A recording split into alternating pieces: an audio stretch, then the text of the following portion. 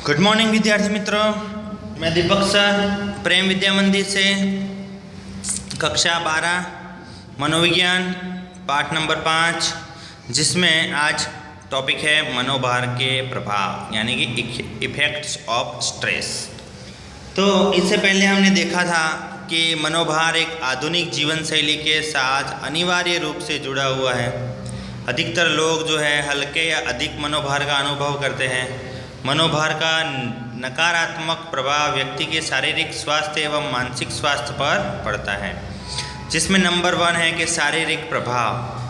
तो मनोभार के परिणाम स्वरूप अंतःस्राव के प्रमाण में तथा रक्त के दबाव एवं हृदय की धड़कन में तेजी आती है।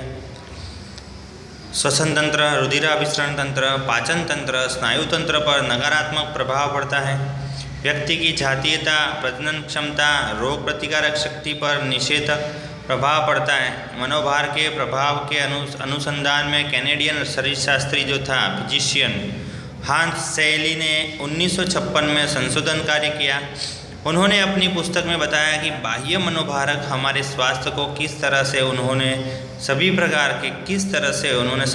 के मनोभारकों के सामने शारीरिक प्रतिक्रिया को जनरल एडेप्शन सिंड्रोम यानी कि GAS के रूप में बताया, और उसके 3 सोपान हैं जिसका वर्णन नीचे सुरक्षा तंत्र और मनोभार में किया गया है।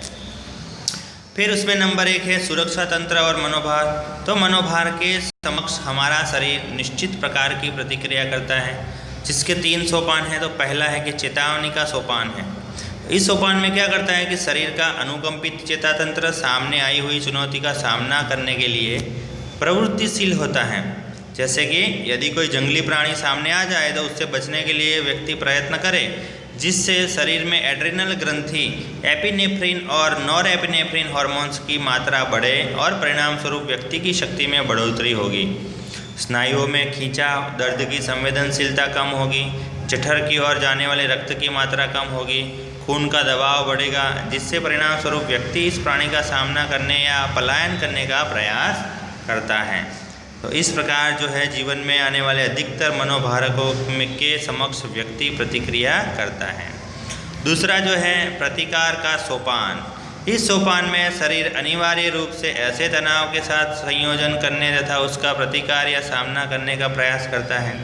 इस सोपान में चेतावनी का सोपान के शारीरिक परिवर्तन तो जारी करता रहता ही है, परंतु वह शरीर के दूसरे भारकों का सामना करने में कमज़ोर पड़ता है। जैसे कि यदि कोई व्यक्ति कैंसर का शिकार हो और उसका सामना करना हो तो वह हताशा, खिन्नता का शिकार सरलता से हो जाता है।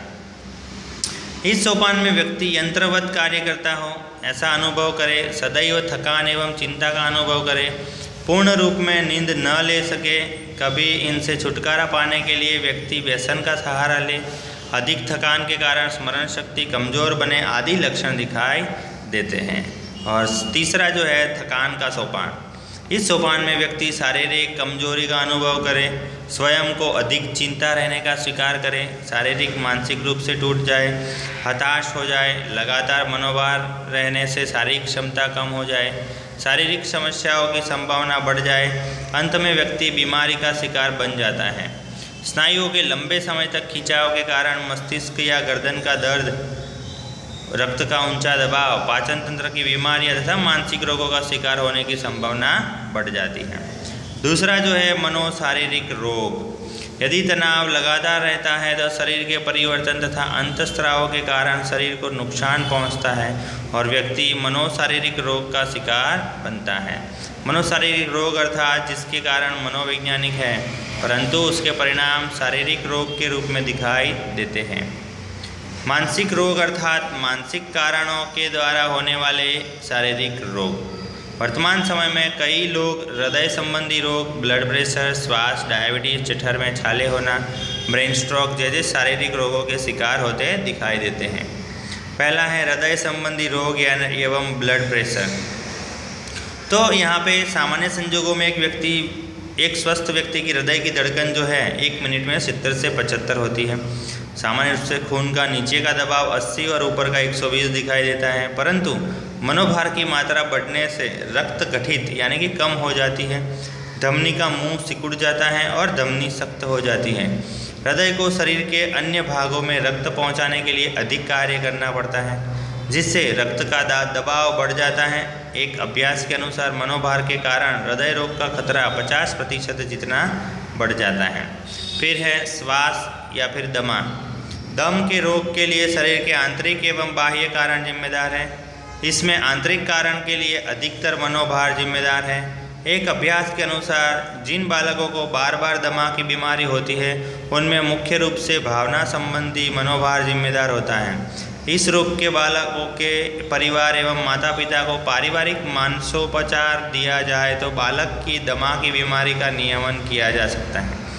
इसी प्रकार के कई रोगियों को मनोभार के नियंत्रण की तालीम दी जाए तो दमा के आक्रमण को कम किया जा सकता है। और तीसरा है मधुप्रमेह या फिर डायबिटीज़। टाइप 2 प्रकार के डायबिटीज़ अधिकतर मनोभार से जुड़ा हुआ दिखाई देता है। डायबिटीज़ के रोगियों के ऊपर मनोभार का विपरीत प्रभाव दिखाई देता है। मनोभार के कारण स्वादुपिंड की कार्यक्षमता पर पड़ने वाले प्रभाव के कारण इंसुलिन योग्य मात्रा में उत्पन्न न होने से रक्त में ग्लूकोज की मात्रा कम अधिक होती है।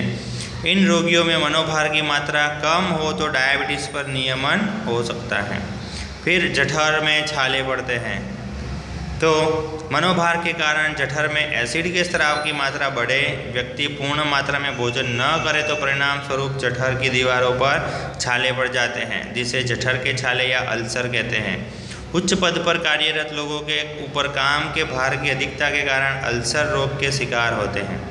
और मस्तिष्क का स्ट्रोक। तो मस्तिष्क को प्राप्त होने वाला रक्त का प्रमाण कम हो या रुकावट आने से उपयुक्त रोग होता है। इसमें मस्तिष्क को ऑक्सीजन या आवश्यक तत्व प्राप्त न होने से मस्तिष्क के कोषों को नुकसान पहुंचता है तथा वे नष्ट हो जाते हैं। उसके कारण धमनियों में रुकावट अथवा मस्तिष्क में रक्त पहुंचाने वाली नलियों में हेमरेज दिखाई देता है। स्ट्रोक के लक्षणों में बोलने की, समझने की क्षमता का कम होना, हाथ पैर लकवा हो जाना, एक या दोनों आंखों में देखने में परेशानी होना, मस्तिष्क में दर्द रहना, चलने में परेशानी आदि लक्षण दिखाई देते हैं। तो ये सब थे। हाँ, अब मनोवैज्ञानिक प्रभाव जो हैं,